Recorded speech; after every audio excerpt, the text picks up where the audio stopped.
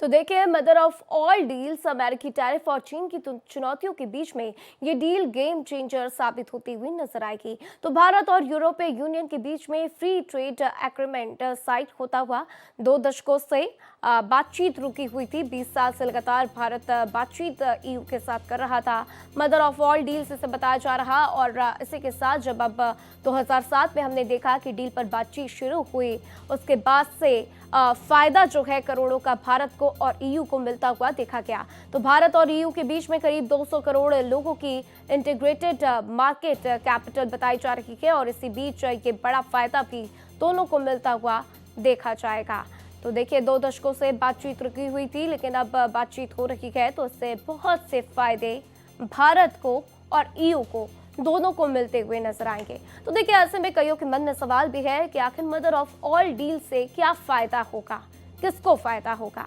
तो देखिए, दोनों देशों को फायदा होगा, जिसमें कि इंपोर्ट कारों पर टैरिफ कम करने का प्लान है। टैरिफ 110% से घटाकर 40% करने का प्लान है। टैरिफ 40% करने के बाद से विदेशी कारें सस्ती हो जाएंगी। तो यूरोपीय कंपनियों के लिए भारत के बाजार में प्रवेश आसान हो जाएगा, और इसी के साथ जो लग्जरी कारें हैं, BMW, मर्सिडीज और जो आप तमाम लग्जरी कारें देखते हैं, वो अब भारत में सस्ती हो जाएंगी। और सबसे बड़ी बात ये होगी कि 17 लाख से ऊपर की जो भी कारें हैं, उनके ऊपर ही ये एग्रीमेंट लागू होगा। उससे नीचे की कारों पर एग्रीमेंट लागू नहीं होगा। तो देश के बड़े मार्केट के लिए अब तक की सबसे बड़ी शुरुआत है। ऑटोमोबाइल पर इंपोर्ट ड्यूटी में भारी कमी आएगी।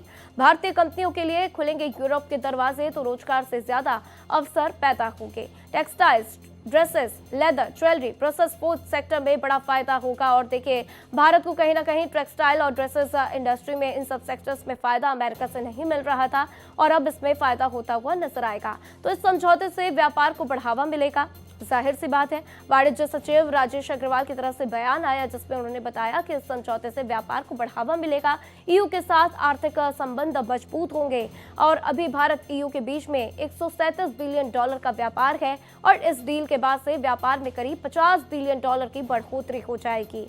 तो यूक्रेन युद्ध के बाद से भारत पर ईयू की निर्भरता काफी बढ़ चुकी है। ईयू ट्रेड डील से टैरिफ का बोझ भी कम करने में काफी मदद आएगी। और देखिए, जो हमारी डिपेंडेंसी है अमेरिका के ऊपर, वो भी कम होती हुई नजर आएगी, क्योंकि जब से टैरिफ इंपोज किया गया है, उसके बाद से भारत अमेरिका के साथ जो व्यापार चल रहा था, उसके ऊपर बातचीत रुकी हुई कहीं ना कहीं नजर आई। और जो हमारे टेक्सटाइल सेक्टर्स में भारत को फायदा नहीं मिल रहा था, वो कहीं ना कहीं इसमें यहाँ पर फायदा होता हुआ नजर आएगा, और इंपोर्टेड कारें अब भारत में सस्ती होती हुई नजर आएंगी। तो देखिए भाई, मदर ऑफ ऑल डील्स पर अमेरिका काफी भड़का हुआ है। अमेरिकी ट्रेजरी सेक्रेटरी स्कॉट बेसेंट की तरफ से बयान आया, जिसमें उन्होंने कहा, यूरोप खुद के खिलाफ जंग को फंड कर रहा है। हमने भारत पर टैरिफ लगाए, लेकिन देखिए यूरोप से क्या कुछ हुआ। यूरोप ने क्या किया। यूरोपियन तो भारत के साथ एक ट्रेड डील साइन कर रहे हैं। रूस से तेल खरीदकर भारत रिफाइंड प्रोडक्ट बनाता है, और इस रिफाइंड प्रोडक्ट को यूरोपियन खरीदते हैं। तो कहीं ना कहीं सीधा सीधा कटाक्ष करने की कोशिश अमेरिका की तरफ से, क्योंकि अमेरिका ये बताना चाहता है कि कैसे भारत जो है पहले रूस से तेल खरीदता है, फिर उसको रिफाइन करता है, और फिर ले जाकर उसको यूरोप के मार्केट में बेच देता है।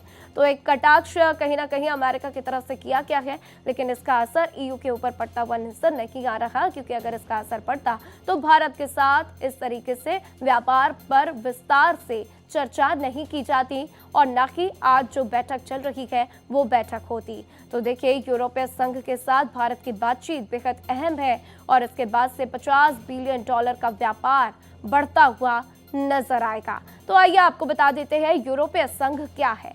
तो देखिए, यूरोपियन यूनियन यानी कि यूरोपीय संघ 1 नवंबर 1963 में, माफ कीजिएगा 1993 को स्थापना इसकी की गई थी।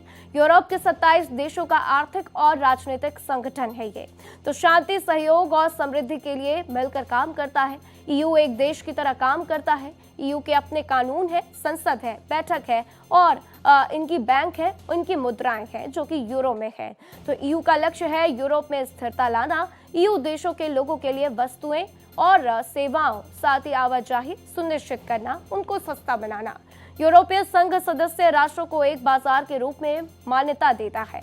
तो वहीं बेल्जियम की राजधानी ब्रसेल्स में ईयू का प्रशासनिक केंद्र है, और यूरोपीय संघ के 21 देश नाटो के भी सदस्य है। तो देखिए, इससे ईयू को फायदा, भारत को फायदा और दोनों देशों के बीच में जो संबंध है वो काफी स्ट्रांग होते हुए इसके बाद से नजर आएंगे।